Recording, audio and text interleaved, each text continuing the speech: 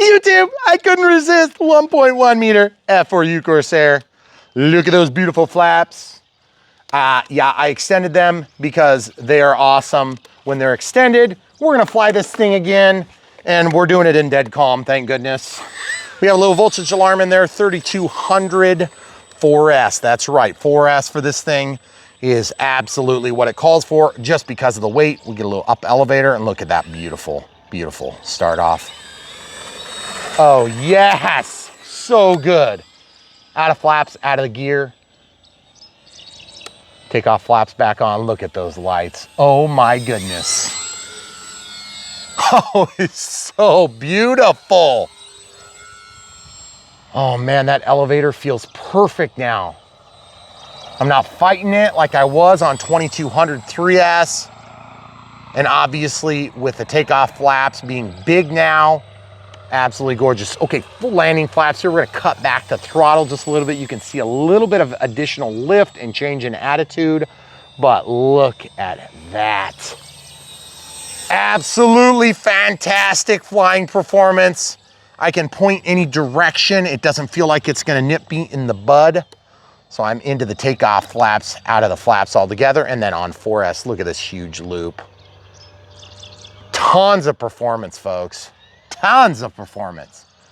Got a good roll there. That's about 70% on the ailerons. Loving it. Takeoff flaps coming in. This is, after all, kind of a review on the larger flaps. Let's check out the gear in the sunset. Oh, so gorgeous. So gorgeous. So gorgeous. Okay, into the takeoff flaps. Only feel like a little extra drag, doesn't always help. Okay, let's go right down the runway for landing flaps. A little bit of slip. Dirty pass, out of the gear, out of the flaps altogether. Could you feel the throttle? Mm-hmm. That's so cool. Okay, full landing flaps, we'll go this direction. We're gonna be clean this time, or not clean, we've got flaps out, I guess.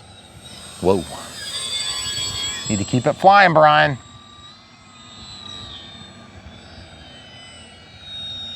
Man, that's gorgeous. So for those of you that don't know anything about Brian Phillips RC, it's an RC channel that me and my wife films for me, or me and my wife work together on. She films for me. She is the camera crew. It's kind of a running joke. Her name is Megan. People get upset because I call her the camera crew. It's super exciting. It's just a joke. She doesn't like being on camera, but we put her on camera once in a while when she agrees to it. And she'll do some flying from time to time, but she doesn't really get into it the way I do. Oh yes, 4S, pure delight. This is a 3S rated plane for the record. And we have this thing locked in rock solid. Look how nice it looks compared to before, camera crew. Mm-hmm. It's like almost RC born.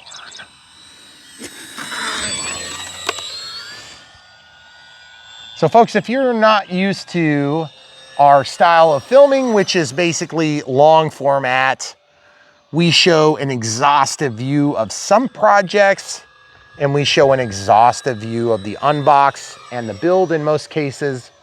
Recently, we've been trying to kind of split them up a little bit just to see if people will watch the videos more. And after all, we're always trying to grow the YouTube channel, keep people happy. But at the end of the day, if you put out a 2-hour video and people want to watch the first 10 minutes, that's fine. We've never had a problem with that, but YouTube kind of hates it. They call that audience retention. And so because we retain the audience poorly, they don't recommend our videos to people that might otherwise ordinarily watch it because they see that as a failure. We don't, and we know what you guys are trying to do. So we've been trying to split up the videos into smaller subsets. For those of you that are used to our channel, you'll understand that is a little bit of a separation from what we've done in the past.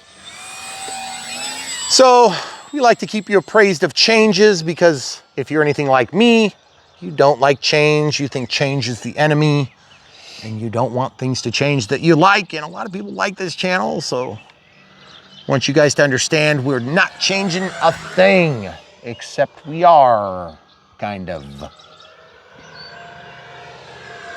Well, it also helps us with the 4K videos. The uploads are huge. And out Huge. here in the country, it takes us forever, Huge. like days, to upload videos sometimes. Yeah. So they're this, like 150, 250 gigabytes. yeah. Like most people have a 1 terabyte drive. So that's like 1,000 gigabytes. Okay. So we're pushing like a quarter of that drive just for one video in some cases. Now that's kind of a longer one though. And sometimes we have to wait a day or two to film a flight if the weather is bad. So it gives us the chance to start uploading something.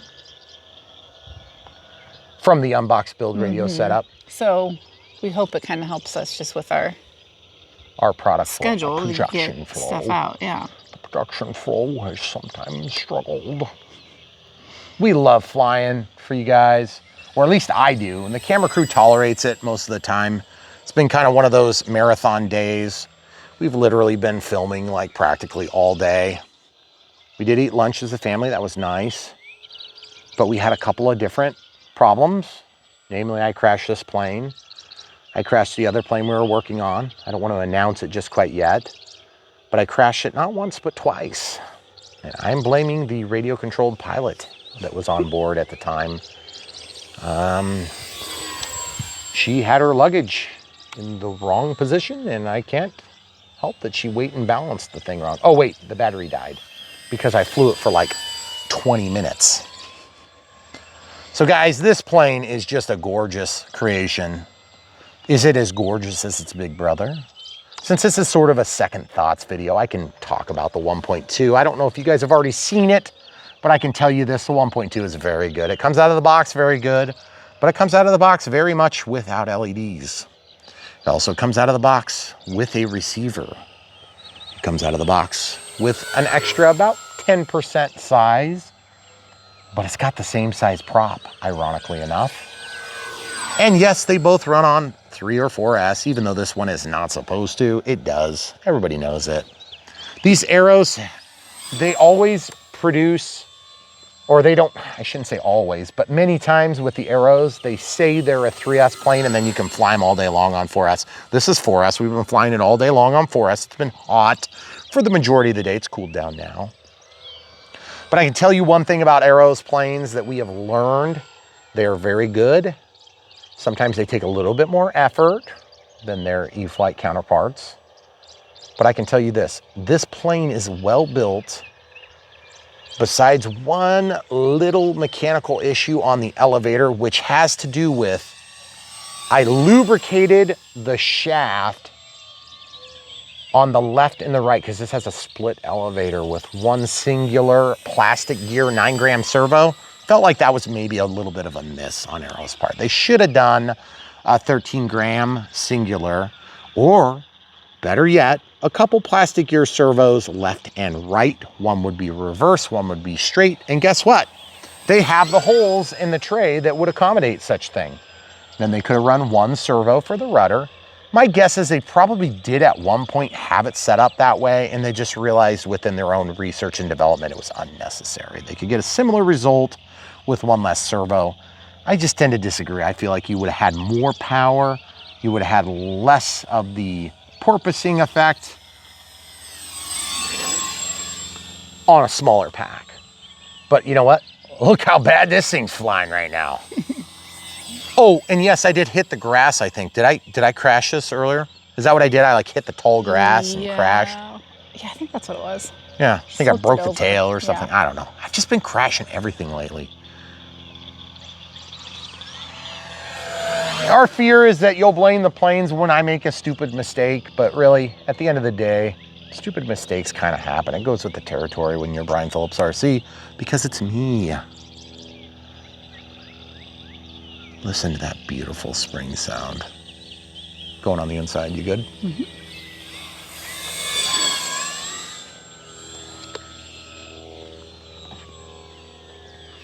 You see the manned aircraft? Yeah, he's way out there. Okay. Sorry if I blocked you there for a second. So there's something about this time of night the still and calm of the evening comes into play. My battery is dead, or something. Take off flaps only.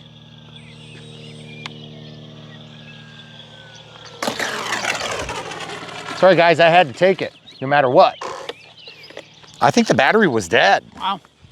Oh, that's because I have a 15-minute flight timer and I was 4 minutes and 56 seconds over. Whoops! Do you have a voltage alarm in this one? I thought it did. Or is this a Gen 2? I can't remember what you said it was. This is Gen 1. Hold on, let's see what happened. Oh, that thing flipped over and we didn't break it. Probably because we fixed it earlier. Okay, so just to be clear, that was 15-minute timer and I was 4 minutes and 58 seconds. As soon as I got off the throttle, it just recovered. Look. I don't know what the heck happened. Maybe it's not dead. I felt like I was full throttle and it was barely making it around the turn. I'm only at 11 minutes on video. Did you, what's your? You're 11 minutes on video? Yeah. Oh. Did I have it started earlier? There's no way. It did feel like a long flight to me. I'm sort of not sure what to say on that. I feel bad. You only got 11 minutes on there? 11:25 right now. So that's impossible then. So my assessment was wrong, guys. I apologize. That's why we have checks and balances in our systems. It's not dead. I'm at 20% throttle out of the flaps, out of the gear. Okay. Okay, let's come right down the runway. Unless I killed the ESC, which would be a bummer at 50% throttle.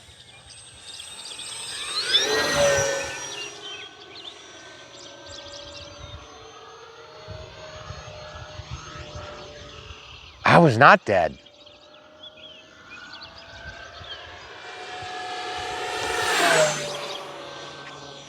What the heck? What the heck? Okay. Live and learn, folks. Wouldn't be the first mistake I made today. That started right after I got up.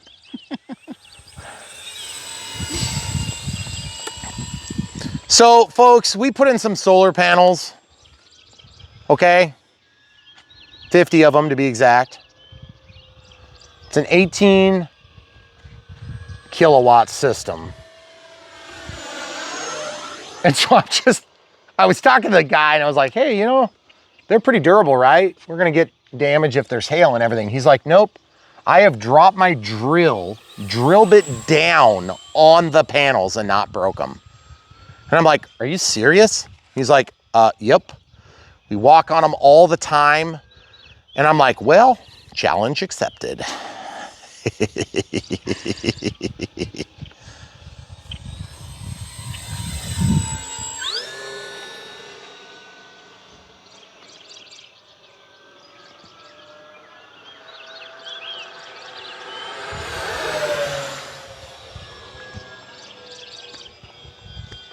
You hear that, ESC? Mm-hmm. Not too happy with me right now. I think that's probably what's going on is a thermal overload. So that might have been what happened. Gear coming down. You good, camera crew? Mm-hmm. I'm right behind you. Oops, sorry. We're gonna go right over this first catch line. Full landing flaps. Yeah! There you go. Drift it right in here. Okay, so 12 minutes and 30, so that would have been another 2.5 minutes. So what do we got, like 15 minutes here? 14. So in closing, folks, this plane is a gem. I really, really like it. It does smell a little bit smoky, like somebody's burning something, but I don't think it's the airplane. Hopefully it's not I us. think it's the neighbors. Yeah, it's not us. I think the neighbors up there upwind are like burning their trash or something. But it is always disconcerting when you've got a question about thermal overloads. So thoughts about this 1.1 Aeros product as compared to the E-Flight. You know, everybody's asking it, watching this video. Which one's better? They both serve different functions, okay? I did a lot of work to make those flaps awesome, okay? You don't need to do any of that work to make this plane fly okay. Okay is an understatement. To make it fly good, okay? The flaps make it fly very good and make it look very good. Do you need the huge flaps? Kind of not, but because I have to fly it with a big heavy pack to get the CG to work, you kind of do. So from a reviewer standpoint, you never want to bash the product for no reason, but you do want to point out the problems. Problem one, that is a ugly place for an inboard flap. That is inboard, that is not inboard. Okay, it's a problem. Let's acknowledge it. Problem number two, the CG is either wrong or they need a bigger battery to make the CG right. Okay, I don't think it's wrong. I just think it needs a big battery. You can also use dead weight, but I don't know where you're gonna put it because these things have that tray like this. And I remember back in the day, there was an 1100 millimeter E-flite P47. Same exact problem. And now with a higher skilled pilot, me, I guarantee I could do it better. That plane, I think I added flaps to as well. Or maybe it had flaps, I can't remember, but it was just like this. I remember it was like real pitching. You can never get the thing to behave. So I took a bunch of foam out to the point where that battery was touching the simulated engine. So instead of sitting here, it sat way up here. I got that plane flying good. But you know what? It never flew good. This flies good. Does it fly amazing? It flies pretty good. I'm not gonna say amazing, I'm gonna say good. Now, why amazing? Why not amazing, Brian? Because I had to modify it to get it to where I felt like it flies amazing. And I'm still not gonna sit here and say this is the best flying plane ever. However, a couple different principal issues here. Look, lights, LEDs, stock. Look, beautiful, folding retracts, stock. You get to provide your receiver. That could be an advantage, that could be a disadvantage. I like it personally when we get to pick the receiver and the communication protocol and whatever we want. Given the fact that you have an AR630, I feel like this is a great choice. It's a great fit.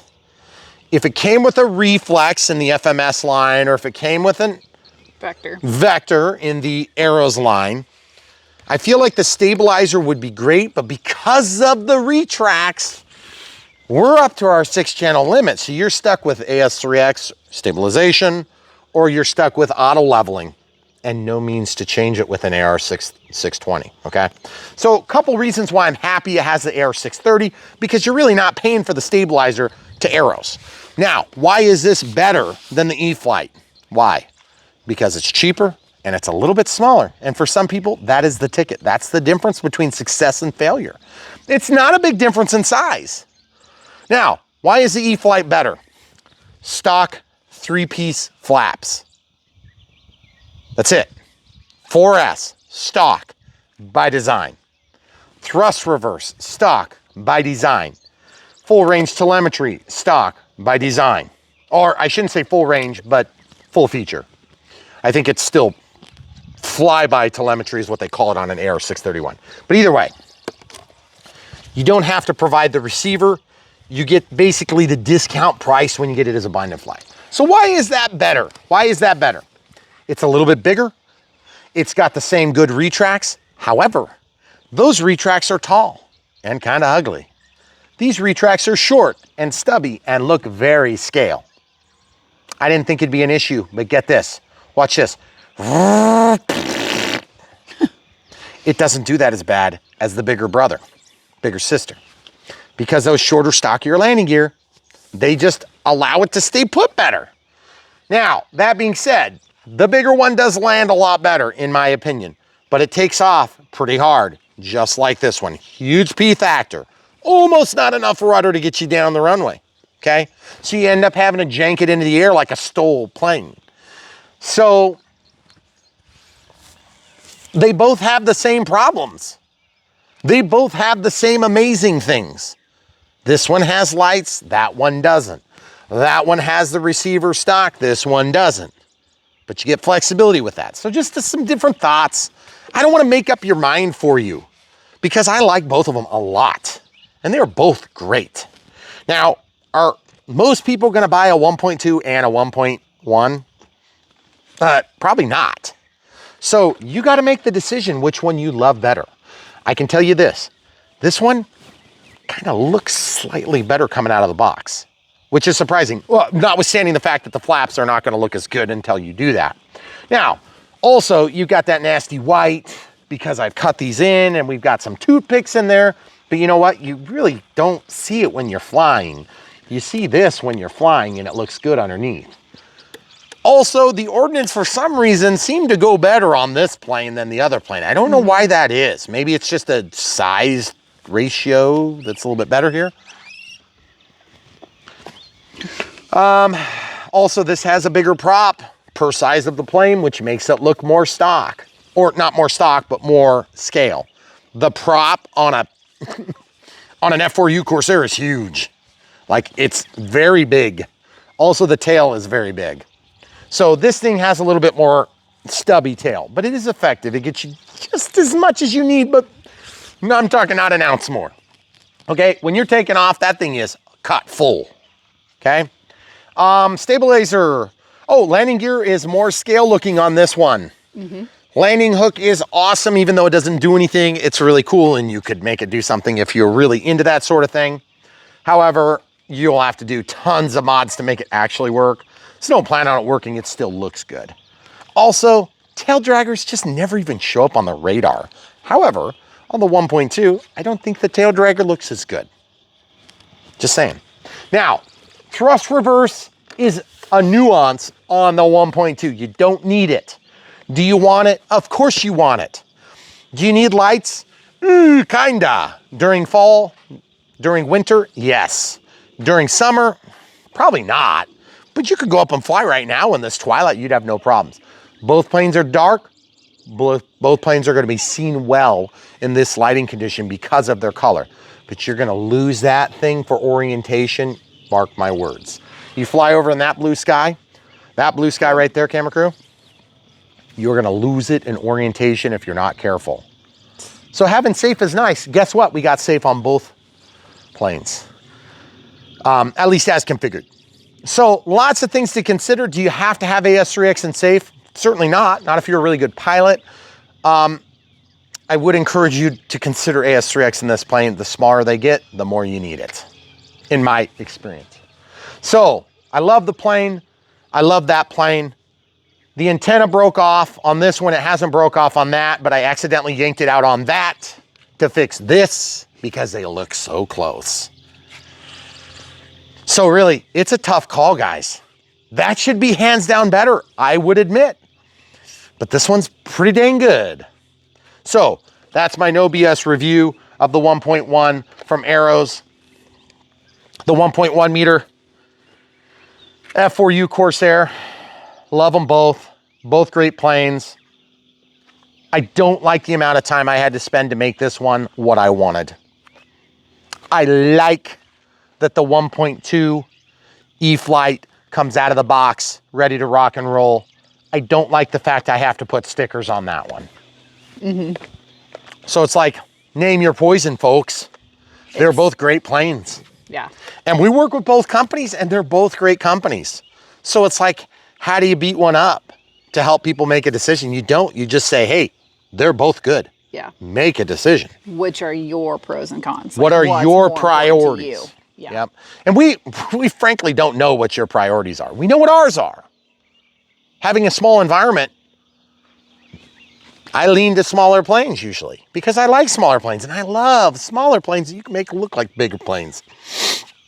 But they're again a 1.2 compared to a 1.1, really, there's like hardly any difference.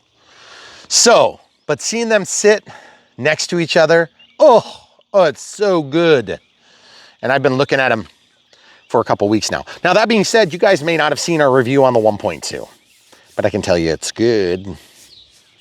So, if you're on the fence, get off the fence, flip a coin. I don't care how you decide, they're both good, just get one. You'll be happy. We'll be happy when you buy it from the links because we'll get small commissions from the companies we work with. And again, we're never trying to trick you guys into buy the inferior product. We always want you to go after the best you can get for your bang for your buck. Okay? That's what we do here on Brian Phillips RC, and that's part of the reason why some vendors don't like to work with us, because we're going to give you the full scope of the picture On early releases, we're gonna try to focus on early releases. That's one of our, deals that we have. We don't wanna talk about every other plane under the sun, every review. It just happens to be that we've reviewed these so close in proximity. So it's like we'd be doing you guys a big disservice if we didn't mention it. So folks at Aeros, thanks for giving us leeway to talk about a competitive brand. Folks at Horizon, thanks for giving us leeway to talk about competitive brands. But at the end of the day, we serve our audience. And even though we work with you both and we appreciate both of your affiliate privileges or whatever you want to call it, we still answer to them. So, great plane. You'll love it. You will not regret getting this. If you get this, you're also going to like the 1.2 if you get that. So, it's a tough call, guys. It's not as tough as Carbon Z Cub compared to Carbon Z T20 150, Carbon Z Cessna 150T. That's a harder call. But they're both side by side, almost exactly the same on paper. And I still get people asking me about that all the time. Yeah. What's wrong with both? So, great plane, guys. Aeros, good job. We love this plane. We've got some more stuff we'll be doing for you guys in the near future. If you guys are watching this, you don't know about Aeros, just check our links in the video description below. We'll take you right to where you need to go so you can buy the plane for yourself. And then, of course, they'll send us commissions for all the planes that get bought through those links. We also have Brian Phillips RC over here, which is our website that we run on our own that will direct you back to a lot of the same stuff. And it's just basically a more organized fashion for you. So if you want to kind of look at side-by-side specs, pictures, links to videos, things like that, you can find that at Brian Phillips RC. We have links in the video description below to buy this plane, the battery that we recommended, which is 3200 4S actually. We'll link to a 3200 3S. It did the trick, but I felt like it was a little bit porpoisey still. You might want to go to 4000 3S. In fact, that's what we're going to do. We're going to link to 4000 3S just because I feel like you're going to need a little bigger if you go on 3S. Okay, you got to get that weight up to the nose. If you fly on 2200 4S or 3S, you're going to need to put weight in there with it. So just know that the tray might work on a 2200 3S. It's probably not going to work on a 2200 4S. It's going to be a little bit too stout. And it's also going to require that weight. So just remember the tray can be taken out. You can slide your batteries in and that canopy bites the battery as configured the way we did it. So if you haven't seen the unbox build radio setup, just check in the playlist for this plane and you can see what we did for setup. And then don't forget to watch the maiden flights where we make our initial adjustments and things like that. But then of course this would be the flat mod, second thoughts part of the build series, if you will, on the 1.1 meter F4U Corsair from Aeros. So really like it, great plane. Stay with us here on Brian Phillips RC, so much more to come. If you have questions, leave them in the comments below. We'll do our best to get to them. We are a little bit behind right now because we have been running like crazy on production. And I apologize in advance. I thought we would get some bad weather while I was off work for 2 weeks doing this pretty much full time, but we didn't. We pretty much got great weather for all but like 1 or 2 days, and we had some wind here and there, but every day we got something like this at one end of the day. And so it's really kept us super busy. So thanks to the camera crew for tolerating me. Thanks to our audience for being so real and there for us. And we appreciate our Patrons who are supporting us on a monthly basis. If you want to become a Patron, check the links in the video description below. PayPal's also there for one-time donations. Come back for more. Oh wait, camera crew's got something. Let's say immediately following this, we're going to show how you did the flat mod. Oh yeah, that's right. Yes, yeah. And we'll also show a windy flight that we did right after we did that. Yeah. So you'll get kind of what it looks like with wind. Wind changes this more than it changes the 1.2. The 1.2 does tolerate wind slightly better. And you talked a little bit about how you did that elevator, how you kind of finagled that a little bit. So that's really like our final setup kind of, you know. Yeah. That's kind of like where you ended up being happy with it. Otherwise, we would have had literally a 5-hour video and people would have crucified us for a 5-hour video. Yeah. Even though they're going to ask me all the questions we answer in the 5-hour video. Now you have to just watch all 3 videos. Sorry. Yep. So that'll be immediately following right now. This. Yep. So stay tuned for that. And then also stay tuned for more footage in general. We have tons of stuff coming. And yes, when we have new releases, sometimes we run the videos for a few days. So we got some cook time out there. But don't worry, there's tons of stuff waiting to be released at the drop of a hat. Sure. Okay. Yep. All right. Thanks for watching, guys. Okay, YouTube. So we're here with the Aero's 1.1 meter F4U Corsair, and in our initial 3 flights where we ultimately decided that the CG demands a bigger battery or nose weight, which we didn't want to do dead weight nose weight. So we did a 4S 3200, worked really nice. Or alternatively, if you want to do it by the manual, it'd be a 3S 3200, actually worked pretty good. But I would almost go up to like a 4000 3S if you're going to do 3S. We just felt the 4S did really good. So my lasting concern was that the flaps were going to look hokey. We already flew it. The flaps were effective by stock or as stock, but I wanted to show you how I went about doing some corrections on this model. One thing I noticed about the model was it was porpoising pretty bad, and so there's several things we did to fix that. First of all, we did a bigger battery, made a huge improvement. The CG tested out way better, but also I ended up doing a bunch of stuff trying to fix this, but I couldn't figure it out. There was a lot of mechanical binding on the elevator linkages, and I'm talking about because they make such a steep bend to get to the singular servo. There was only 2 ways I could see to fix that. One, put a bigger servo in. I was like, I don't want to make people go and buy a servo to fix the problem. Or 2, free them up so that they have less resistance. It's not like it didn't work. It's just I could tell that some of that porpoising came from a failure to return to the same home position when you let go of the stick. So I've used this stuff. It's a WD-40 product. I'm sure there's other dry lubes like it, but I use this on my garage door a lot. And I use it on the wheels because it's running when it goes on, but then it dries and it's like a film. And it's not like a solvent-based WD-40. This is, I mean, there's still solvent for delivery, but then it dries and it makes a really light film and it makes things super slick. So like I've had these things for 1,000,000 years, and that's the sort of behavior that you'll get. I mean, you had to pull them open all the time. So that's what that does. I use that very carefully, and this is after I switched servos, rewired things back and forth, and I was like, I just could not get it to work because I felt like there was too much resistance on the elevator. So let's take a look now. So elevator up, elevator down, elevator up, and when I let go, it always returns to the home position now. You also note a zip tie was included on that structure right there. And all that does is I found that there was a little bit of a splaying that was happening. So as you would move, there was a splaying effect that was happening. And so that forces the servo. You can still see a little bit of walk in and out. You see right here on this point, if you were to imagine lined up straight with it, when I pull hard, you see how it pivots? So imagine like this. So every time I move that servo, the point from which it's articulating is wiggling, okay? So there's like a pulling effect. And that's what led me to believe a bigger servo would totally resolve this problem. So like if you put in, this is a plastic gear servo, it's a 9-gram servo size. If you were to take out a 13-gram metal gear servo from a crashed plane, replace it in that exact position, you would be totally set. I don't think you'd have to do anything beyond that. But just given that it's a lighter duty servo, I just wanted to show you what I did. I tied those two together, and then I worked a little bit of that lubricant up into those channels. It helped a lot. It was a big improvement.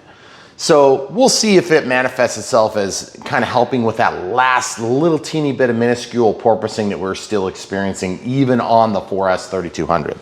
So that's point number 1. And then point number 2, of course, we just have a 3S in here we're just using while we're testing and kind of doing setup. And of course, we're going to show you the flight when we're done. Can't guarantee it's going to be right now because the wind is kicked up a lot. So if we look over here from the backside, the flaps were a single panel. So what I did was I talked about this in the last video, but then I went ahead and did it. I just cut those with an X-Acto knife, and I used this X-Acto knife, nothing special about it. I just followed along the lines. Now the panel line on the bottom side is not the same. So when you cut this, you're gonna note that you're not actually cutting on that panel line if you cut square to the fuselage. I would recommend cutting square to the fuselage. If you try to cut this way, it's gonna bind itself when you try to deploy, okay? So even though this is kind of ugly, and I just want to acknowledge that right now, you see where the panel line should be? If you really want to try to get that straight, you can go ahead and do that. You're going to have to line up better than that. See this? You're going to have to basically cut at a weird angle. You're going to be left with a wedge that's not square here, but it will be square to earth, okay? Instead of square to the fuselage. So I want to have a 90-degree change in position. I want to have a 90-degree change in position here. You guys can see that now. So what I could have done is I could have cut like that, but I fear it would have bound, okay? So now, once I got those 3 cuts, I made 1, 2 cuts, and then I just cut most of the material down to where it would start opening up a little bit with my pressure from my fingers. And then I just used and pressed with my fingers and just kept following along until I got to the point where it was all the way down, where there was just enough to be a pinch hinge sort of thickness. Okay, pinch hinge like this, okay? So now, on this side, I'm gonna show you how it works. I did increase my flap throw to 150 and 150, just so I could overwhelm all that mechanical movement. You gotta actually overthrow this to make these two follow, because they're just mechanically bound to each other, okay? I'm gonna show you how I did it, and then we're gonna do the other side. So take off flaps, landing flaps. And you'll note that we have really good deflection, and I've gone through and just cleaned up along this edge. See, like right here, I need to clean up just a hair more. You see, I'm just taking all of the rounded edge, and what happens is you end up with a lot cleaner line. Now, in the past, when I've done flap mods like this, I haven't done a lot of flap mods on planes lately, but I just felt like this plane kind of deserved to have this three fin, 3 control surface approach, similar to its big brother. And I just felt like it's not that hard to accomplish, but it was kind of weird because that's 3 pieces moving. So what I started with was a piece of tape that just went like this, and it did sort of work on the deployment, but then it didn't retract them. It wouldn't force them back into the home position. And you'll note that we're not totally forced into home position. That would be home position. You're not gonna have enough strength on this setup to do that. And it's not gonna matter either, okay? So if that's a concern for you, what you have to do is you open your flaps and you remove just a little bit more material over here, and it will be easier to collapse into that totally collapsed position. I tend to think that that's good enough. It's gonna look fine. Plus you're gonna have air pressure moving along there, so it may straighten itself in flight. Okay, now secondarily, or third, or whatever we're on, so take off flaps. You need to have resistance. Like, it can't just be flopping there with a piece of tape. That was my second concern, because you see, like when you push on this, when you get a little bit of weight on it, it's gonna wanna resist, okay? So that's why I'm overdriving the servos to 150%. There's still some strength here. I mean, I'm not trying to rip it off either, okay? Strength, and this is by far stronger, okay? You're always gonna get that strength there because they did a proper pinch hinge where they actually use material and they pinch the foam and it makes that pinch hinge. It's part of the mold. Whereas this, we have relieved the pressure enough to make it all line up. Now, how did we figure out where to put holes? Now, if you look on the bottom with me, you can see I've got everything exposed still, so it's easy to see, because I have to emulate this on the other side. I used 1 toothpick, which I forced all the way through the center one, and it comes over and it just catches, and that's literally all I did there. Okay, super easy, worked out good. I reinforced my hinge with tape so that when that foam eventually fails, which it will, then you won't lose your control surface, okay? And you see this is not a flat surface, so there is definitely some wear and tear that's gonna happen there. Now, you could do a CA hinge, you could do all sorts of stuff, but what I've learned from doing a lot of different flat mods over the years is that, especially on a foam media plane, don't overthink it. If you overthink it, you're just gonna create more binding than you realize would otherwise exist. So you're better to just cut and weaken this little pinch point, if you wanna call it, reinforce with tape and be done with it. Don't try to do Fowler flaps, don't do any of that crap. It's just gonna be way too complicated. It's gonna be way too hard. Can you hold this right here while we keep going? I don't know if you're gonna be able to do that, because then I can have my hands free.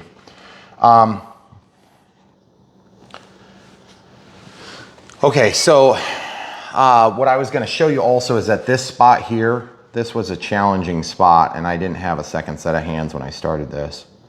So what I'm doing is I need to clean this up just a hair. And the reason I want to clean that up is because A, it'll look better, but also it doesn't bind ever then. And see, I just use a really sharp knife. And I did learn another trick, because I'm always giving you guys tricks of the day here on Brian Phillips RC. Okay, so on the bottom side, like that actually has to kind of hold still. Can you? Okay, so the trick of the day was having to do with keeping this blade sharp. Now, I don't know about you guys, but I work on this granite surface. It's really rough on the bottom. Hold on, I'm gonna show you this once I get that little thing out. So those little pieces, I've collected, you know, like a handful about like this and just thrown them away over the time I've been doing this. Okay, so every time I get done, there's an unhoned surface down here, so it's rough. And I just take and knock off whatever roughness there is. And boy, oh boy, that makes that sucker sharp as can be every time, because otherwise you're going through blades like crazy.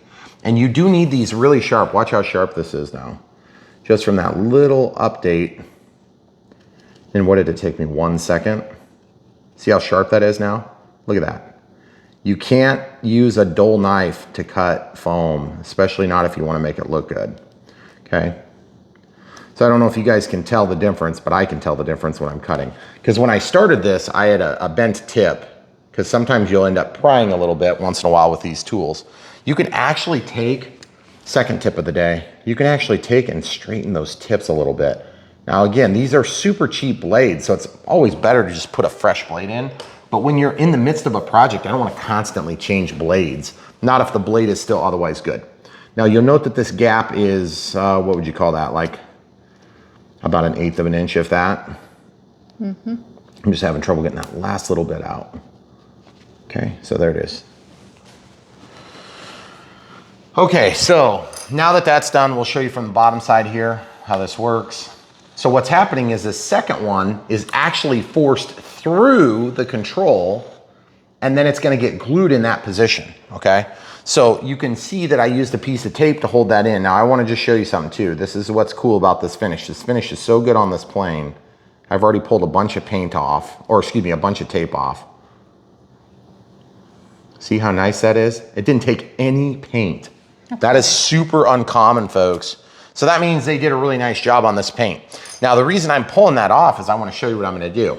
So this can actually, I didn't mean for it to protrude through, so on the next one, I'll know exactly how long to make it. Okay, so when I do the other side, I'm gonna cut this.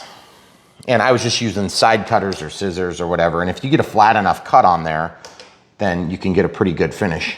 So I just cut it like this, and then I have this little honing surface under here, so I can just rub it on the bottom of my counter because it's nice and rough like sandpaper, and I get a flat spot. That allows me to use another Q-tip, or not another Q-tip, but another tool to push it through, okay?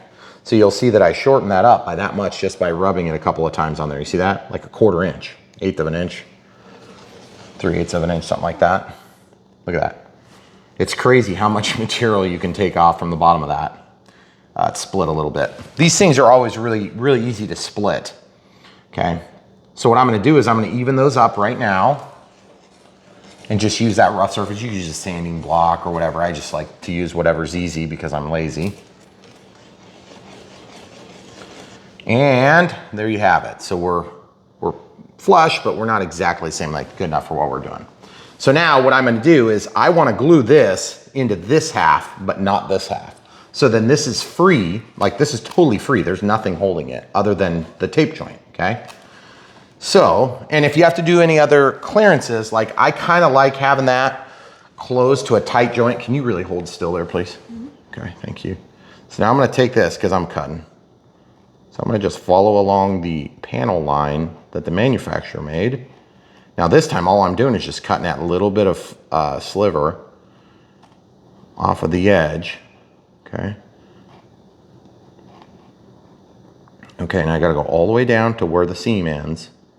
Okay, and I gotta do the same thing over here. So this This is where you can get into your meticulous detail and you can make it as pretty as you want or as ugly as you want, depending on how lazy you were when you cut. But the more you clear out, the better the function of the flaps will be. In that, you know, I actually kind of like to see the seam because then I know that it's actually clear and not bound. But you don't want to lose all the material because then it'll never find its true home position. The home position, of course, would be when you cut with a blade like this, you just displace the foam. The foam just like separates out of the way and then it just like squishes back when you're done cutting. But if you don't take out any material like that, then it doesn't always have an opportunity to close with this type of closure mechanism. So, all right, so we'll just take one of these two and we're gonna slide this back through and just show you how that gets attached. So you can see how I just pushed and you can see those little marks on the wing. That's because you have to hold it with something substantial enough to actually allow for that, you know, pushing effect. Okay, so you'll note that when we did that, that's now not gonna protrude, which is really nice, okay? So because I wanna glue this on this side, but not that side, I have to be kind of creative on how I do this. Okay, so I'm gonna push this back out. I'm gonna pull that out, and I did a little bit of crushing when I did that. So I wanna glue about this much, but I don't wanna get any glue there. So how do we do that? We force the glue into that hole. And what's the easiest way to force the glue into the hole?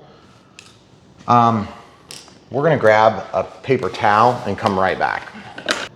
Okay, so we've got a paper towel and all I need to do is just try to put glue into the hole, but I don't wanna pass it through here because I don't want it to bind there. So I'm just gonna use a different Q-tip, or not a different Q-tip. I'm gonna use a different applicator than what's actually gonna get passed through. Then all I need to do is just put this into the hole. This is foam to foam. So it's like a contact adhesive. And I'm just gonna work that in and try to kind of spin it so it follows through. And I'm just gonna get a little bit of glue on there. And then on the other side, what I'm gonna do is I'm going to pass it through the control surface from the back side here. Then I'm gonna extrude it, I'm gonna extend it past, and then I'm gonna just scrape that little teeny bit of glue on there.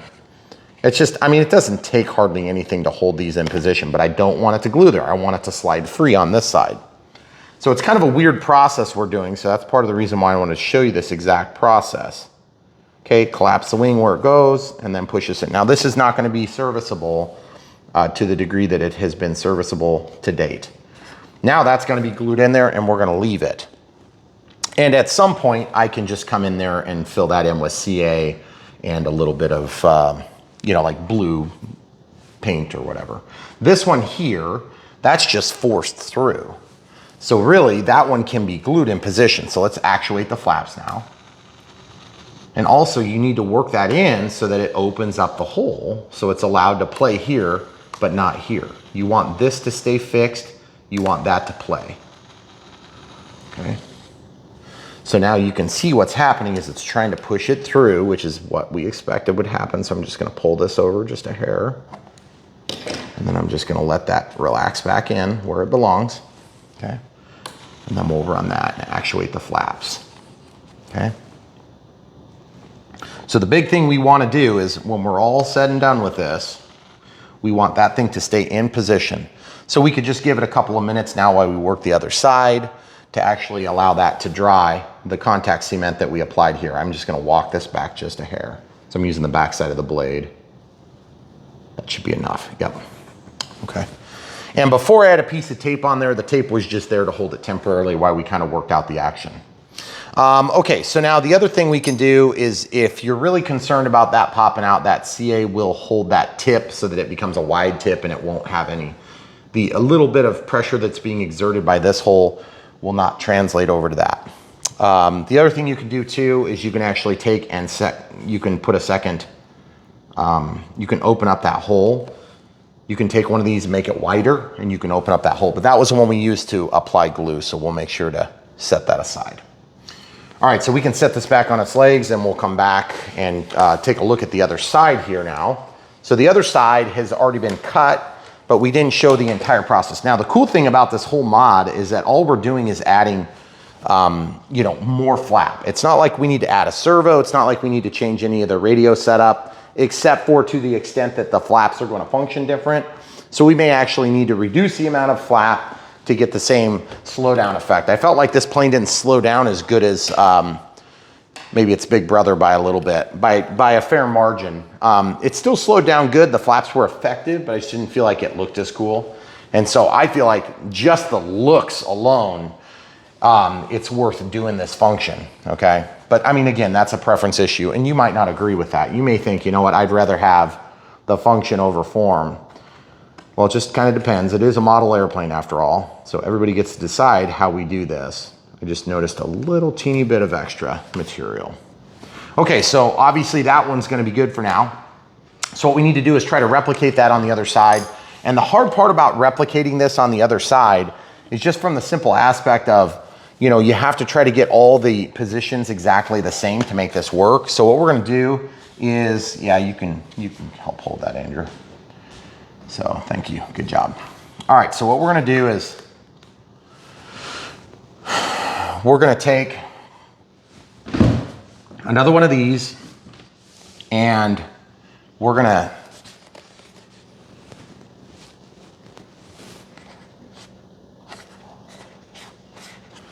we gotta reinforce that tape hinge too, or the pinch hinge. So when I do this, I always take and I peel off a little bit more than I need. I clip the front edge so I don't get those little ruffle cut, if you want to call it that. And then I clip it, and you see I'm a little bit too wide, which is good because we get rid of this like kind of weird spot on the tape. I always like to get rid of that when it's going to be a seen piece. And when I mean seen, I mean this is still going to be seen after we're done. It's not like this is going to disappear. Okay, so I'm going to use my fingernail to get into the molding line, and then I'm going to use my fingernail to get in the molding line, and that just helps to get a little better purchase with the adhesive that's on the tape. And again, it's not like rocket science here. We have a pinch hinge now, and that's broke free from the foam mostly. Okay, so then we're going to do the exact same process. This time we're just going to kind of measure about what we need because it's a little easier to do on that one since it's bigger. And you don't even have to go all the way end to end, but you can. Okay, you need to hold still so I can press against this, please. If it flops, it's gonna screw up the tape. Okay, so then we can take the scissors. We'll cut right here. This is a lot more helpful when you've got somebody that's able to kind of hold the plane for you because there's just a lot of moving little pieces. One of the challenges that we're struggling with on this plane is the fact that the nose cone allows for it to slip. Okay, so you can see one other thing too. If you keep material attached up here, like if you were to maybe not cut this little triangular portion here, these things would deploy at the same rate. But the thing is that would resist because as you pull apart, that would resist this movement. So if you were trying to do this super fancy, you would basically fold this down, you would put a hinge right here, like a finger hinge, and you'd put the knuckle right here. And I've done that before in the past, but what happens is it's always seems super easy, and then you go and do it, and it's extremely difficult to actually get it to function right. Because there's just so many little like moving parts that you didn't think about. Okay, so now you see where I poked this? I poked way over on this side so I could work all the way through. Okay, now the reason I did that is because there's a little bit of a lip on there. So my objective is to poke through here and not come out, okay? I need to poke down. Okay, we're trying something a little different here. We're gonna see if this plane stand will actually hold this. So we got it kind of in here in a different angle because I gotta really press against stuff and I was having trouble getting it to hold still. So this kind of goes up at an angle like this, and all I'm doing is just comparing to this side here. Some of this stuff I just kind of do it and then I have to replicate it. It'd be nice if I could just stick through the end here, but I don't think I'm gonna get the angle I need if I do that. Now, originally I started by pinning into the existing flap and then setting my position. So I suppose I should probably try to do that again. Okay. Because remember, this wing has anhedral, so it goes down and then it goes up. So anhedral and then dihedral. It's a polyhedral wing. Okay, then I can kind of fold this up to position. You can kind of tell where it's supposed to go. Okay, so I've got that hole there now. So now I just need to make those align. And so I think what I did was I started here and worked my way across the surface. And there's, you know, I mean, you don't have like an unlimited amount of surface. It's pretty thin there. Okay, now I don't want to get stabbed. That's not fun either. I mean, it's manageable when you're dealing with a toothpick. It's not like you're going to die, but it's still not very fun to get stabbed. And when it comes out of the foam, it always pushes like a little ball out and it makes a mess. So the thing that's nice when you put your hands here, you can feel it. You can tell where it's deflecting the foam. Okay, so I'm grabbing here really hard now. I can tell it's about ready to pop out. So if you're careful about the way you do this, you can pry that back out. And then what you'll do is you go up here and you can kind of tell where it's about to come out. Now this time, these are basically gonna be, you know, more or less glued together. Okay, see where it's gonna poke out there?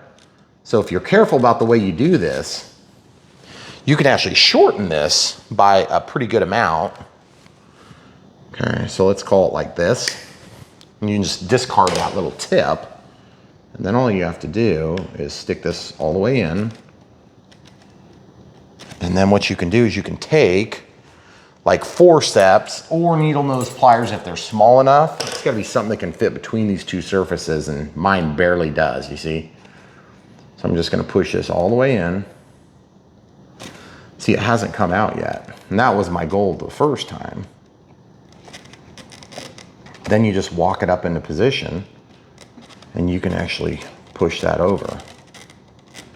You just walk it a little bit at a time.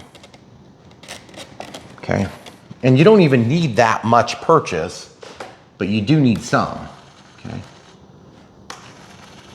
Okay, and remember, this translates to that, and then this translates to that. So if you get a really crappy amount of purchase there, it won't work very good.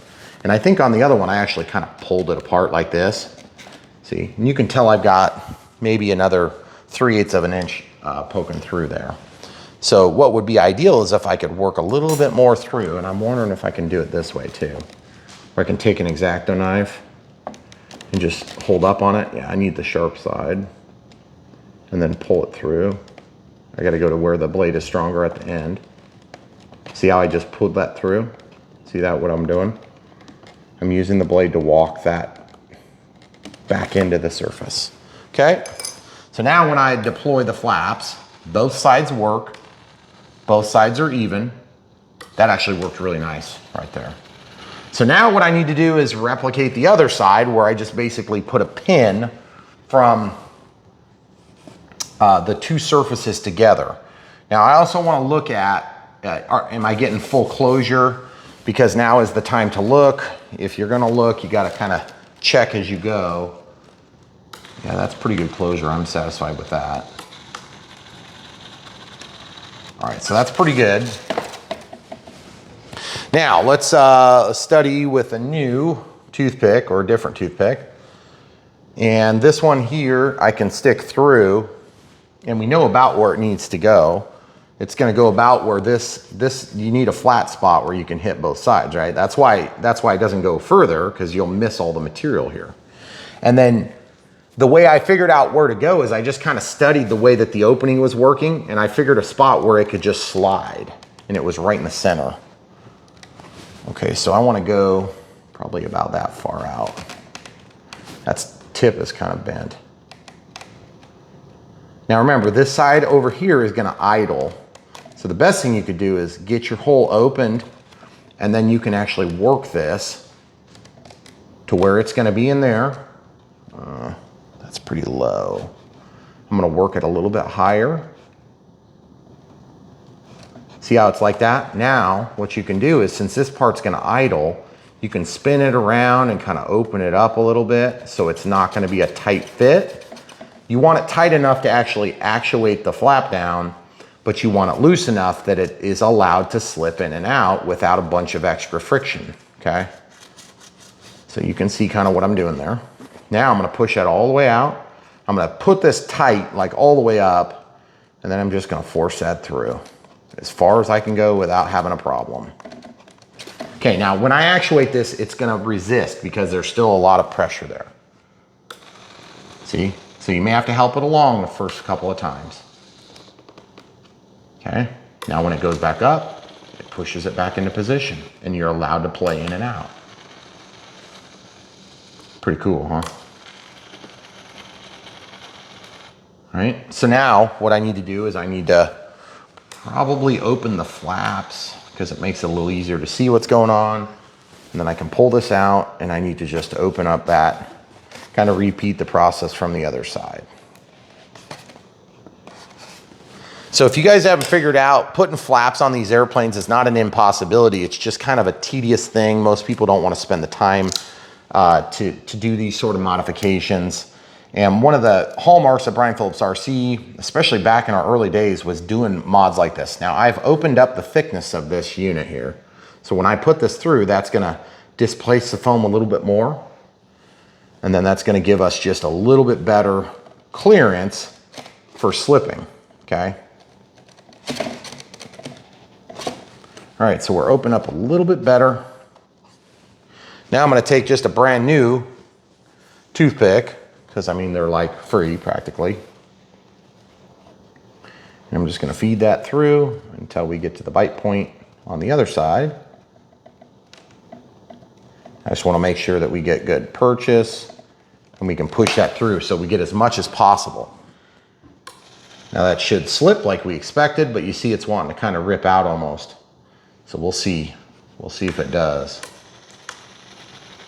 See, it's wanting to rip, that's not good. So I was a little bit afraid of that because I didn't feel like I was deep enough into that control surface. But what we're gonna do is we're gonna take this back out. And then the other thing you can do that will for sure work is you need to eventually shorten this, so we'll shorten this one, okay? So now that's short enough. And then the other thing you can do is you can actually sand off the end of this so it's thinner. So I'm just using my sanding block countertop.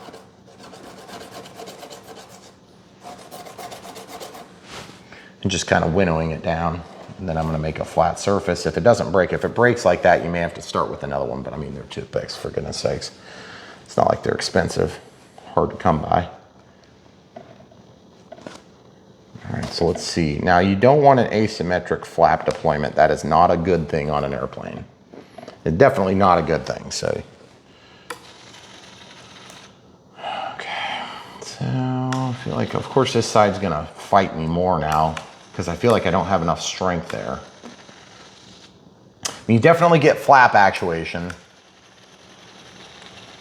You see what's going on there? It's just, I think it's just wanting to slop too much. So I think what I might, it's gonna seem like it's not enough, but it's probably gonna work. And remember, we can take this tape off of this material. For whatever reason, it seems to hold up pretty good. So we're just gonna tape over the opening for now, and we're gonna see if that's enough.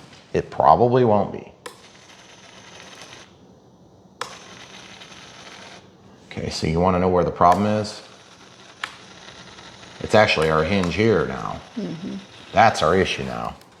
Because this is allowed to flop too much. Because it's flopping too much, it doesn't actually drive the action on this. Okay. Okay, so if you help it along, it's good. We get good deployment, it's close to even. But now we need to figure out how to get this to stay. So what I'm gonna start with is just reapplying a new piece of tape and see if I can get a little better purchase in that regard. Hey, so first we've lost. In this whole process, that's really uncommon, that little blue tape, or little blue. So there's two ways to get better purchase with tape, in my experience. The first of which is to put more tape on, and the second of which is to use better tape. I'm gonna use a long bite this time, which gives us more purchase in general, meaning we're hanging on to more of that material. And I'm gonna go a little bit longer, and I'm gonna do 2 of them. And why do we care about the outside edge? Because that's where we're pivoting. That's where it's wanting to twist like this. So we wanna try to minimize that as much as possible. And I may need to kind of play with the geometry a little bit more, but for now we're gonna go probably one more piece of tape lengthwise, just to make sure we have it all connected together. The other thing too that's nice about this tape is once it's on there, if you get a good application of the tape on there, you can cut the tape and redo it if you need to.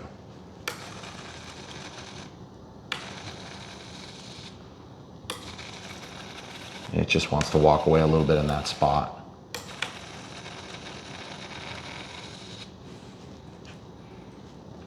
Okay, so I feel like that's almost enough. So what I want to do is open the flaps up now, and we're going to take it off of the plane stand. The plane stand actually did work pretty good for that. I'm surprised.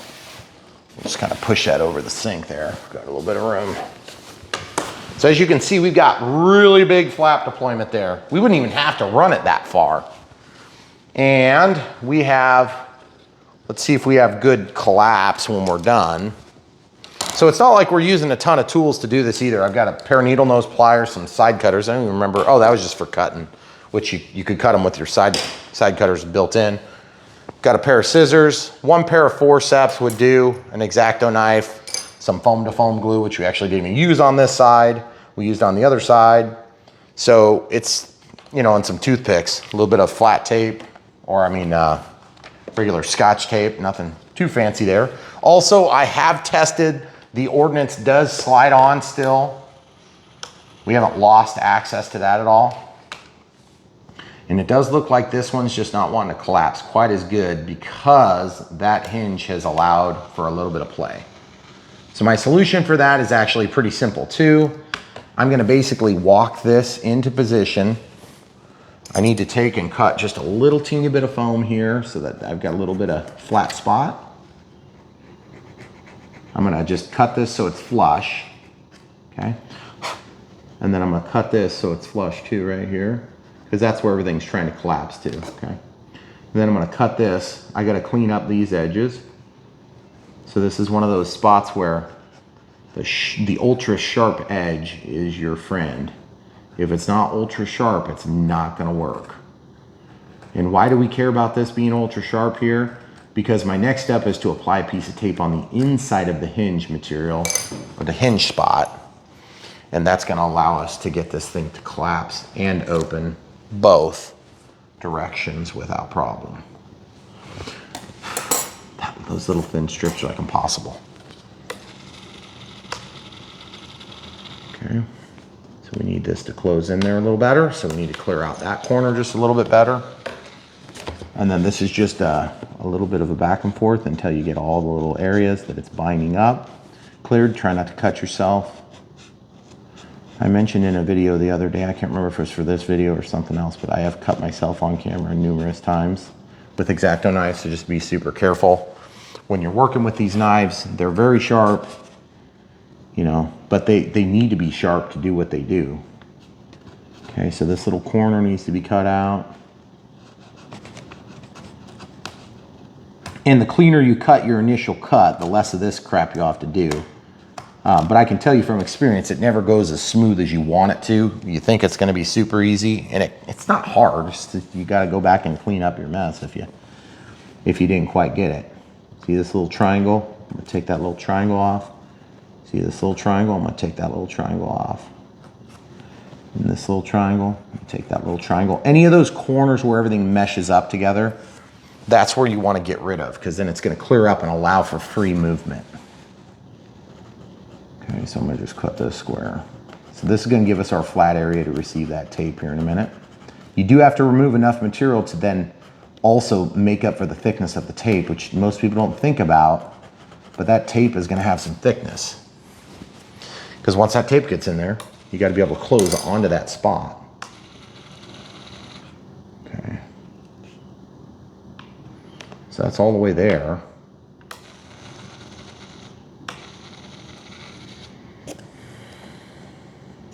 Okay, so I just need to force that in a little bit, right there. Okay, so the next step is a little bit of tape. I'm gonna grab probably about 1 inch of tape. And this is always, one of these steps where it seems like it's gonna be super easy and it never is quite as easy as it should be. One of the things I did different when I was doing that first wing is I actually had tape holding it in its closed position on the top. And so it just kind of held it while I was working. So I apologize we didn't catch that part on camera. Okay, now I'm gonna go and try to overdo things just a little bit with maybe like a 2-inch piece of tape. And all I'm doing is I'm just gonna try to push that into the seam as much as possible. And then I have to get a straight piece of something like a Q-tip, or in my case, I'm just using this because that's what was lying there. And I have to try to push this all the way down to the bottom of the seam, or it will not work, I promise you. If you don't get it all the way to the bottom of the seam, you'll just undermine its function, totally. Okay, so once you get that all the way to the inside of the seam, do what it takes to hang onto the aircraft, and then get that tape touched down. Now you see what's happening to this, that's all held in position now. Isn't that weird how that little bit of tape makes such a big difference on the function of the flaps? You wouldn't think it, but it does. All right, so we have the flaps basically to a point where they're running. This is where you would basically start your next stage of the process. And I never paint any of that stuff because it's never that big a deal. But the thing is, the best way to paint it, if you are gonna paint it, in my experience, is to pick something like a, you know, like a different color, like a mechanical green or something that would look like the inside of the gear doors.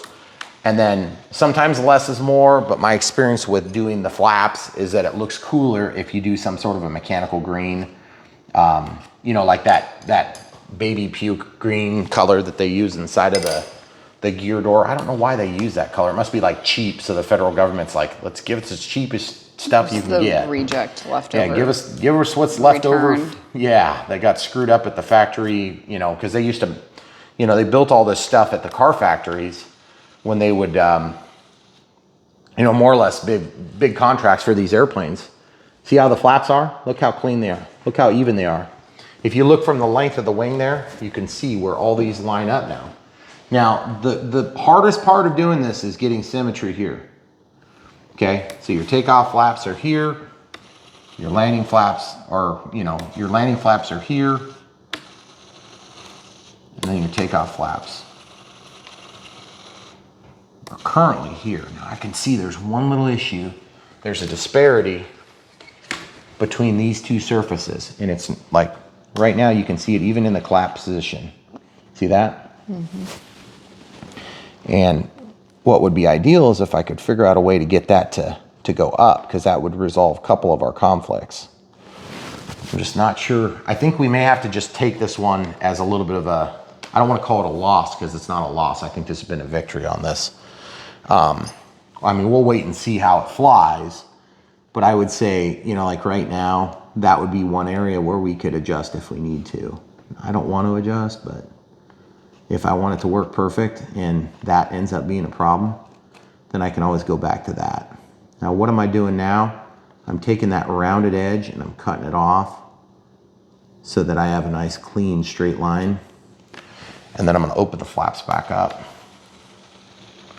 I'm just going to use the back side of the blade to walk that stuff out. And you can clean this stuff up as much as you think you want. But my experience is the cleaner you get that flat edge, the easier it is. You see that little bit of buildup there? So if you take that out of the hinge, you'll have better function because you'll have nothing stopping you from closing. Oh, and we have a 3-second deployment speed on this too. The other thing is this right here, that could probably stand to be thinned out just a little bit right there too. This little tail. So we just cut that right there. Ooh, I cut a little bit too deep. I don't want to cut my finger, so I'm going to slowly pull my finger back as I get to the end. Okay. The back side of the blade is the trick of the day. I'll help you get that stuff out. And then we're going to take just a little bit. Now you're probably thinking to yourself, but Brian, I thought it looked better before. Yeah, it may have actually looked a little bit better, but the clearance is what you're after here. because the clearance is going to make up for the indisparities, the imperfections in your mechanical work there. Okay, so let's try it again.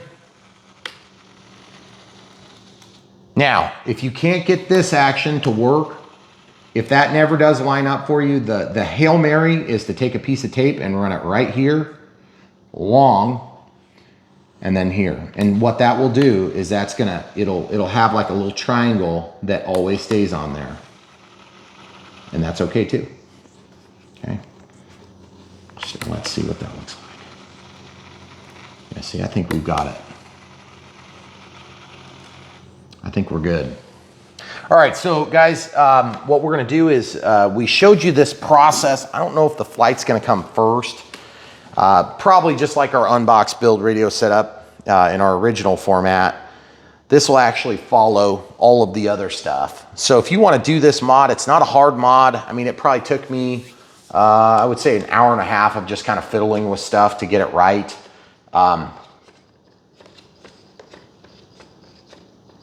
What the heck is that noise?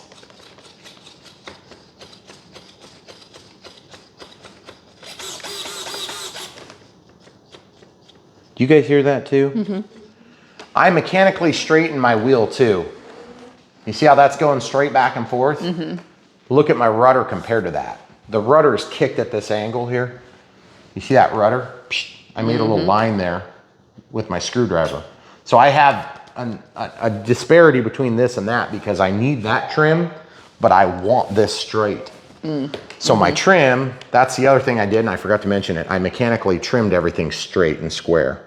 The elevator still got a little bit of trim in there, but I made a mechanical adjustment that's large enough. I may need to retrim, so I didn't want to screw with that yet.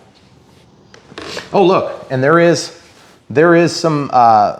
You see that stuff that's like looks almost wet? That's the lubricant that worked its way through. On both sides, you can see it made it all the way through that aircraft. Okay. And I can definitely hear the AS3X working. So yeah, I mean, if in doubt, if you have a control rod that's giving you problems, a lot of times we haven't had one that's given us problems since Dynam. And to be honest, it's not like this is on a different scale. It's not like there's glue in there. It's just a design issue where they just had a real steep bend on there because it's only going like 8 inches. It's not very far. Normally you'd go like 14, 15 inches, something like that. It's just long enough that you can make the sweep without a problem. So anyway, without further ado, guys, I just felt like this plane needed, it deserved those better flaps. And so obviously, as you can see with those beautiful flaps now, I think it's gonna slow down a little bit more. I also am a little bit concerned that our elevator correction being set back to 0 is gonna be an issue now because we did set it all the way back to 0. And, you know, at first I was like 1%, 2%, and it just, I mean, I think we started at 6 and 10, yeah, and it just was pushing the nose down. But now that the flaps are on both sides of the polyhedral, you know, you've got the inboard portion that's anhedral and then the outboard portion that's dihedral. The polyhedral wing only had flaps coming down and they were mid-wing, which is just kind of a strange spot for flaps. Typically flaps are inboard or they're flaperons, which are outboard, and then you actually run up elevator to correct for an outboard flap. So don't ask me why the physics work out that way, but that's the way it's been on 100% of our planes with flaperons, unless it's a full-length flaperon, and then you're never really sure. It's just some planes are up, some planes are down. And that's also true on jets. So if you guys are curious to learn more about this, what you can do is just check out the rest of our thousands of videos on Brian Phillips RC. We don't shy away from the details. The camera crew hates it when I do this stuff, but the thing is, this is kind of one of the hallmarks of the channel. And so we're here to help serve the community in that regard. So hopefully you get some value out of this. That being said, I also want to just, before I close out this video, this is a sweet plane. It does not need this modification, nor do most planes that I modify really need modifications. I can definitely say the elevator, it could use some attention on this plane in terms of the sweep through those, you know, just to get that so it's not working so hard. That'd be good. Or just plop like a huge servo in there if you decide that's also a totally acceptable way to to resolve that issue. But just look how sweet that looks. I have a sneaky suspicion also, you know what, I want to do one other thing before we go out and fly this, is we're going to go to servos. We'll do it in flap setup, flap system. The takeoff flaps, I feel like the takeoff flaps are too much. So we'll probably go ahead and run those back up to, let's call it like 40. Okay, so you got your takeoff flaps and then your landing flap barn doors. That might even be too much. So we may need to back that off, but we'll just go ahead and leave it down for now and we'll see how it responds. The other things, I'm certain we're gonna need elevator correction now. Like let's start with 6 and let's start with 4. Yeah, 4 and 6. Okay. We'll see that. And then the other thing too is we have a 3-second deployment that's gonna help us to adjust for any balloon that does occur. 2-second deployment's kind of like the standard starting point. And that just gives a chance for the flaps and the elevator deployment to occur. And if you're going, let's say you're going like 40 miles an hour, in like real 40 miles an hour, and you click into that, and at the end of that sweep, you're going like 25 miles an hour. That's a big difference in the dimensions of the wing. It's gonna change the difference between the top of the wing and now the top of the wing compared to the bottom of the wing. And it changes the camber of the wing. It changes the position of the tail relative to the nose, the angle of attack. It changes the amount of drag. It changes the amount of lift. It's a lot of stuff happening all at once. So it's really important to give a little bit of time for that to happen. It also looks a heck of a lot more scale if you slow it down. If you're doing a fast acting flap, you're gonna tend to have almost like a pitch up moment, like you pulled the elevator. So definitely take advantage of that. It's one of the best features on the Spectrum radios, because on non-Spectrum radios, I think you have to do some pretty complex mixing to get that. So without further ado, hopefully this video helped. Hopefully the flight went really well. As usual, we're gonna have the flight at the beginning, so you've seen the modifications we did here. You can see it didn't cost like any money other than whatever it costs for something like this. You could use CA or that. And then toothpicks, whatever they are, like $1 for a box. So I'm assuming you have toothpicks lying around in your kitchen. And hopefully we don't crash in a million pieces right after this. But that also wouldn't surprise me. But either way, you'll know how we crashed in a million pieces. You can emulate that if you wish. Oh, by the way, these do fit still. So we'll show you that full flap deployment. They don't even hit. So let's just slide those on, show you what that looks like. Okay, so we got clearance. We're not touching, which is pretty cool. I was concerned about that initially, but there's definitely clearance in you know, both full flap takeoff and landing. Either way, it's gonna be fine. So guys, without further ado, if you wanna buy this plane, this is a pretty sweet plane. Price point's great compared to its big brother. But at the end of the day, I like F4U Corsairs either way. The size at the 1.1 is really tempting. So compared to larger planes, we've done up to 1.7, we've done 1.2. And I don't want to take anything away from the other ones. I can definitely say this. I think that because this comes with LEDs, it just ends up being a great value because the LEDs really help on this plane. And they're gorgeous. They did a really nice job with them. And I love forward-facing, realistic-looking white lights. That is huge for me. If I could get a white taillight on every plane that I got, I would be very happy too, because you can really triangulate the location in the air during twilight. And being as it's getting dark at like 8:30 or 9 o'clock at night in the Midwest in central Iowa, we're not having a huge issue with the lights. But the thing is, come Christmas time or November, you know, when it's getting dark at 4:30 and everybody's like, oh my goodness, why do we live in this crap hole? Why don't we go to Hawaii or something? Well, that's when you really like these lights, because they will buy you upwards of 45 minutes to an hour of good flight time with these things. So anyway, all right, guys, you know what to do. Buy it from the links below. Check the description. Go to Brian Phillips RC. Patreon and PayPal's available if you don't like this plane, you want to support us still. And then, of course, don't forget to like, subscribe, click the bell for notifications, and come back for more. YouTube, it's Brian Phillips. I couldn't resist. Look at those beautiful flaps. This is on the 1.1 meter. We got takeoff flaps. We've got landing flaps. We have all sorts of mixing set up. All I did was add a couple of toothpicks, some tape, and a little bit of TLC. This is the 1.1 meter F4U Corsair from Aeros. We have been really happy with the plane, but we did have to fight a little bit to get to our end game on this, flying it on 4S 3200 to get the CG right. And then I said, we cannot do all this work and have those weird mid-board flaps. I said that is just almost a travesty to not have the proper three-piece flap like you should on a Corsair, because it is such a hallmark of the aircraft.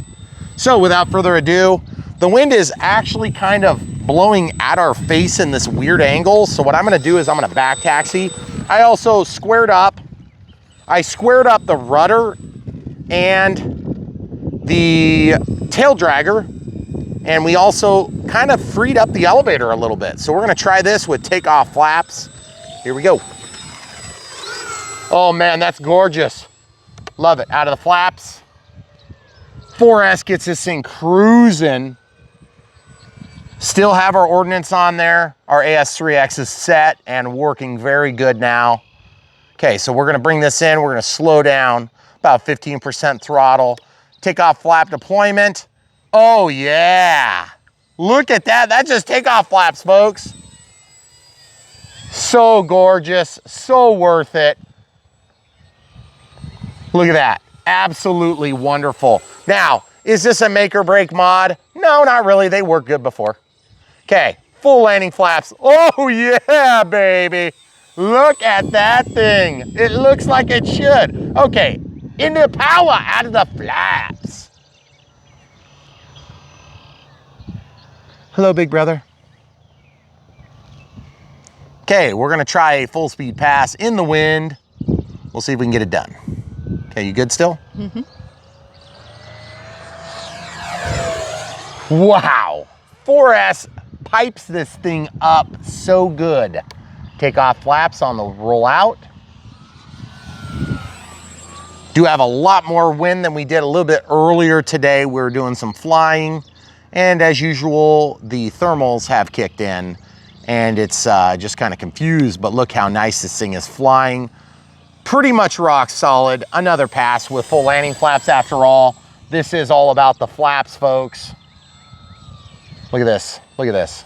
Still just killing it in the air, looking beautiful. Even a 1.1 meter can do the trick, folks. This is on a 4S 3200 to take off flaps, a little bit of throttle to manage everything. We have a 6 and, was that 6 and 10 or 6 and 8 or 4 and 6? I think it did 4 and 6. 4 and 6% on the elevator correction within the flaps settings.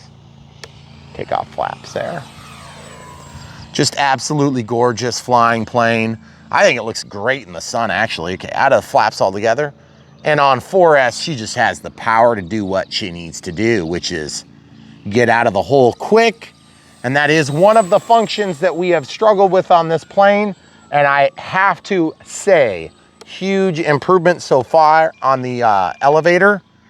I feel like the 4S 3200, in conjunction with a little bit of lubricant we ran in the control rods, has really helped with the porpoising. I haven't noticed it as much. It's still definitely an active flying plane. You got to fly this thing, especially when it's windy, and especially when you're doing slow flight. I'm going over the eagle killing zone instead of around. Full landing flaps. You got to be prepared, guys, when you fly in tight quarters like I do, to kind of swallow your pride once in a while and just jank that thing out of harm's way. There are times that I ride the line, but I like this plane a lot. I'd really like to see it survive more than a couple flights because of my own stupidity. Okay, full landing flaps. Nothing quite like flying out of sight. Oops. Man, I love looking at shadows next to the plane. That is so cool, just to give you an idea of how close we really are. We're talking plane widths, plane heights, right next to stuff. That's the way you make it look cool, guys. Look at that, so cool. Little barrel roll here, just a touch of a rudder addition. Let's go over here and see what this Vulture's all about. Excuse me, sirs. What are you hunting? Excuse me, sirs, I'm gonna thermal with you. Okay, we're out of throttle. Man, did you see the edge of that thermal kick my tail? Mm-hmm. I'm riding the elevator to do this, so I'm just in flaps here, takeoff flaps. Okay, into the power. That's a little bit lame trying to thermal on a YouTube channel. A lot of people ask me, why don't you ever catch thermals when you're doing sailplanes and stuff? Well, mostly because it's kind of not like super exciting to watch. I'm gonna leave that to the better sailplane guys like Spenderden, is that his name? Is that the guy? He's awesome. I love his stuff on Instagram, on YouTube. He is the man, and he has some sweet sailplanes. Talking like 12-meter sailplanes and stuff. It's just nuts. Well, and if you're doing that, like, just here for fun, for your own enjoyment, Oh you yeah, do that, but it's really fun. It just doesn't film very well. Yeah, not very exciting. And that's the thing is, we try to bring you guys exciting stuff. I know we mix in a lot of boring as well, you know, just because we show the entire process. But like, we get it, guys. You know, the 5-minute videos are the ones that people like to watch. But let's be real, you know, when you watch my video, you're watching it because you're trying to emulate something. You're trying to copy or follow along, or you're new to the hobby, or you're just getting back into the hobby. We know our place. You want to watch how to do it. That's why you come to Brian Phillips. If you're spending a chunk of cash, you kind of want to know what you're going to get. That's right. Instead of like the best, the easiest, the flattest, the squarest. That's not what we do here. We show you how it actually performs in real world. And to be honest with you, this plane performs really good. And I haven't been in flaps for a while, so that's both good and bad. Because here's the thing, you don't need to do any of the modifications we did to this plane, with the exception of, you do need to put a bigger battery in. Otherwise, you're probably not gonna be super thrilled with it. And I can definitely say the porpoising has been largely resolved by a little bit of lube in the right hole. If you lube it in the right spot, things just work better. Can you see over the top? Mm-hmm. And by the way, it is windy. It is. Like, it's not calm right now. So let's try some landings here now that we have the big barn door flaps all the way along the wing like it should be. So let's do takeoff flaps and get into a base leg. It's kind of a weird base leg. Now, one of the tricks, okay, gear coming down, about landing a plane, especially an F4U Corsair, is you have to remember, if you get into the throttle hard, it's gonna wanna roll away. Don't be afraid to look like a fool to save your plane. Sometimes you gotta. I'm gonna get back into pattern. Now we have a 15-minute flight timer on this. I gotta really go over here and, hey, about 10 steps back to the center of the drive. Lots of rotor over the top of that. Watch this, watch this. Whoa, buddy. Take off flaps, landing flaps. I'm gonna have to do a crosswind. You see this? We'll have to go a crosswind. I'm gonna fly with the wind so you guys can see it. See how fast it goes? You can tell what direction the wind's going in camera. Or on camera, rather. Okay, so takeoff flaps. Gear, we're gonna stay in the takeoff flaps. About 30% throttle, about 50, about 40. I gotta get into it. Okay, full landing flaps in, ground effect. Ooh, ooh. Let's hope we didn't break the tail. Terrible landing, guys. Sorry, my execution was terrible and I did break my tail. Son of a biscuit lover. Okay, so what that means is throttle cut is on and tested. That means I gotta glue this before we can continue. I gotta glue it and pin it so that I can get a better landing, because we are not ending on that. Stay tuned. Okay, so sometimes this stuff happens. It's a bummer, but that's why you have foam to foam and CA, okay? What we're gonna do is we're just gonna rock this off to the side, and we're gonna put a pretty thick bead in there, and we're just gonna let it squish all over the place. And then we're gonna actually put the cap back on, and we're gonna do something that we normally don't do, which is wait patiently Oh. And I know that's We are? hard to believe. Okay. But while we wait, I want to pull just a little bit of this out because I actually got too much, and I'm going to push it back here. And the idea with this foam to foam, see, it's still attached over here. It didn't even totally break off. I'm actually very glad the way it broke. It's a lot easier to fix this than it is to fix this. Okay. Okay, so we're just going to actually take a little bit of that out, and we need to let that sit and basically cook off, chemically react with the air for about maybe 30 seconds to a minute. And after that 30 seconds to a minute is up, then what's going to happen is we'll literally be able to push that back into position, and nobody will ever know that it was broken except for the people that watched on this channel. Now, the other thing you can do is you can pin it. And that would be another smart thing to do, is once you get into position, I can pin from an opportune location, like maybe where a decal ends, or like from the face of it here, or wherever you've kind of got like a seam already started, or maybe a panel line.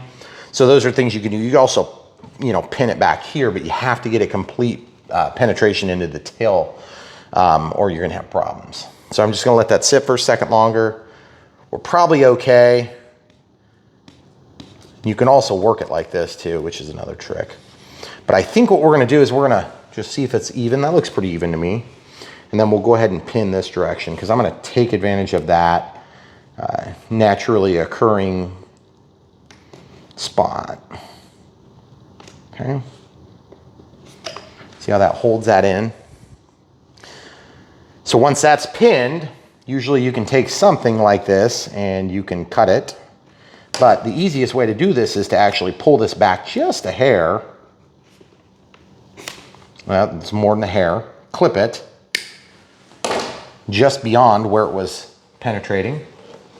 Kind of sand the base of it so you got a nice push point. Knock off any of those little stragglers. Push this back into position, let the glue work. Okay, so we'll just let that follow the same hole and contour that it's already delivered into the aircraft. And I'm gonna push with another one. Oops. It's like it never happened, except that it did. Now, since this is already pinned here, I would really kind of like to pin it twice. It's gonna give me some peace of mind. Peace of mind. Yep, so we're good there. So all the way in, I'm 100% confident I would immediately fly this, but just for the sake of making it look nice, we'll go ahead and clip this. And see how that's splayed out real nasty? I'm gonna pull this back out if I can get it. I can't get it, so I'm just gonna let that be. And then I'm gonna use option B, which is to push it in with something that's got a flat face on it. If it'll go, and if it won't go, then we'll just take it where it is. Okay, so that went fine. All right, so there you have it, guys. We're gonna go keep flying right now. We're not even gonna reset the timer. In fact, we're not even gonna pause it because I want you guys to believe what you're seeing. There's no reason not to believe us, but I'm sure there's somebody that's like, man, you paused and did something to it. I did not pause and do something to it. I'm just gonna walk out the door. We're gonna literally do this live. It's, my sunglasses. Okay, I'll get the door while you're Okay, yeah, you grab the door and I will walk out. Okay. And you guys saw the tools sitting there on the counter. That's the tools I used to make the flap mod, which honestly was super easy. Let's do a little more back taxi too. Okay. Yeah, tails break off of planes sometimes, you know.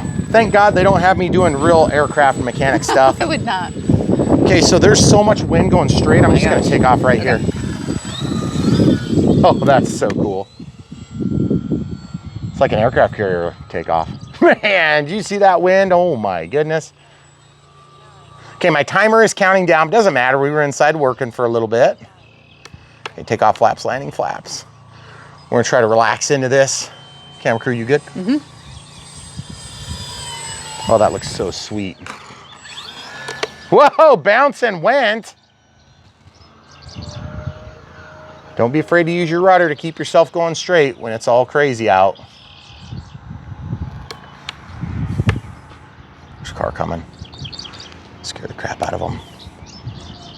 Excuse me, 911. There is an F4U Corsair. Looks like the pilot is drunk. If if you could send the FBI out to resolve that conflict. Whoa, buddy. This is definitely a wing and a prayer kind of landing weather.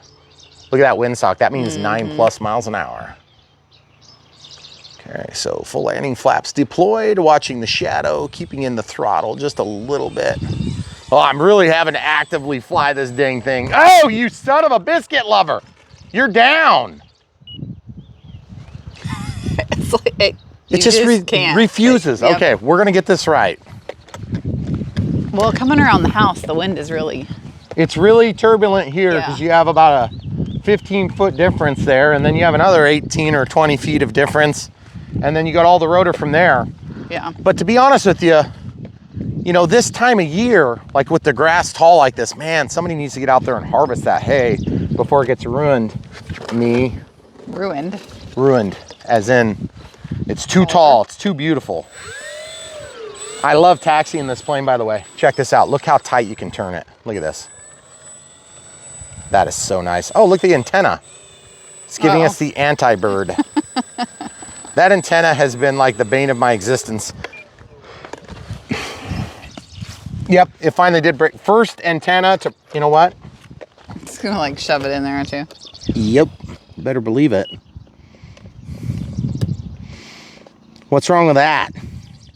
Who needs Peter? What's wrong with that?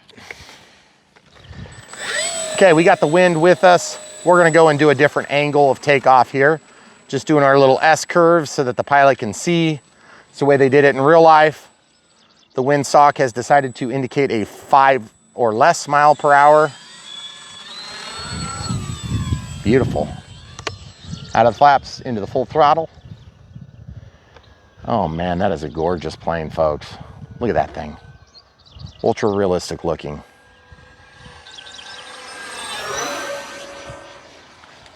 Just love the way this plane flies, guys.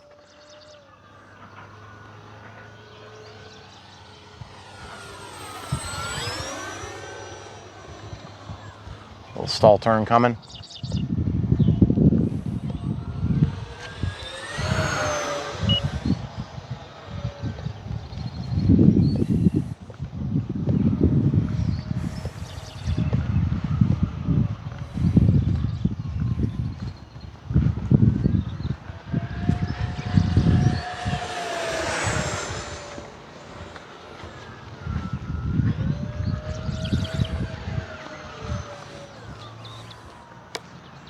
I'm supposed to be getting one more landing in, I guess, but I'm sort of just like enjoying flying it because that is a really enjoyable flight. This guy's trying to see the plane. I can always tell because I slow down. Okay, we're gonna try a landing here. Full landing flaps, 15% throttle. There we go. You would, plane. Well, technically. Technically. Well, it was the grass's fault. It's the grass's fault, totally. Yeah, that grass is too tall. Yeah, There's no way. It's Not too happening. bumpy out here. I'd have to cut it at like 1 inch tall and go out there and just make it perfectly smooth. Guys, without further ado, what a sweet plane. 1.1 meters. Obviously, we did a flap mod on there. You can follow along. We're going to show you exactly how we did it following this flight. Wish it was a little bit more calm right this second because I feel like this plane in dead calm is going to be like very good. Let's say very good. Things I don't like about the plane. The elevator has been resolved. Make sure if you get this one, you just work the heck out of them. You can undo the screw on the control horn adapter that's inside on the elevator servo, and you can just work them up and down a million times, and then use the lubricant that we show. I suppose we could link to it, but you know, if you guys can probably just buy it at Menards too, or Home Depot, or wherever you go. But the idea is this plane is good. Takes just a little teeny bit of effort to get it as good as it could be. Because if you fly it stock and you're flying on 2200 3S, you are missing the mark with this plane. And specifically, I mean the center of gravity mark. Because really on 4S, 3200, And this is not a cool day. It's probably, you know, like 80 plus. At least. The wind does help a little bit. The ESC doesn't seem to be bothered at all. We've had really good luck with it on 4S so far. It flies okay on 3S. It's just that you can't quite get the weight you need without going to like a 4,000 milliamp hour pack. Mm-hmm. Now also another little ditty, if you haven't already seen the unbox or the Maidens, that battery tray is gone. There's no reason to have it. If you use a right size battery, it's gonna be big enough. And guess what? The head of this thing, that actually holds your battery in position. And so even after those crashes and things, I mean, guys, I have forgotten that I broke the tail off of this like 5 minutes ago. Yeah. It's such a non-issue. I don't even care. The thing is awesome. It looks glorious. Obviously with the big flaps, the flaps just like, for me, it's a scale thing. It's gotta be the right type of flaps. Okay. And yes, the little simple design that I did worked fine. You could probably do it 10 other ways that would be even better. You could add 3 servos or 4 servos or whatever you want to do. I think that's all unnecessary. I did it with a couple of pieces of tape and a couple of toothpicks. So stay tuned. You can see how we did it. And obviously this mod was the mod of the day. Resolve that problem. Never going to have an issue again until the next crash, which is always right around the corner here on Brian Phillips RC. Guys, one more look at the beautiful flaps. Oh yes. And then look at those gear. Oh yeah, buddy. Oh yeah. Oh, it's so gorgeous. Yes. Love it, folks. You know where to find it here on Brian Phillips RC. Check out brianphillipsrc.com. We got what you need there. We're gonna have some cool offerings for you soon. Love this plane. Great choice. Aeros has been putting out some good product. This one took more work than I think any other Aeros we've done, right? To make it what I wanted. But it was all like little minor tweaky stuff. But we bring you the truth here on Brian Phillips RC. Now, and it's set up and it's beautiful. You know what you expect now. It's beautiful now. Yeah. So the competitor is going to be a little bit more turnkey, but I'm going to tell you this. This thing's quite a bit cheaper. It's also a little bit smaller, and it's still beautiful. Yep. So I love the way it is. Now, if I had touch-up paint that was in a spray paint can, I would totally open these flaps. I would spray the seams. It would look gorgeous. And then this thing would be just every bit as good. So love it, guys. Come back for more here on Brian Phillips RC. Don't forget to buy stuff from the links below. Coming up next in this video is going to be how we did the flaps. So definitely leave your comments and questions in the comments section. Don't forget to click the bell for notifications. Subscribe if you haven't already.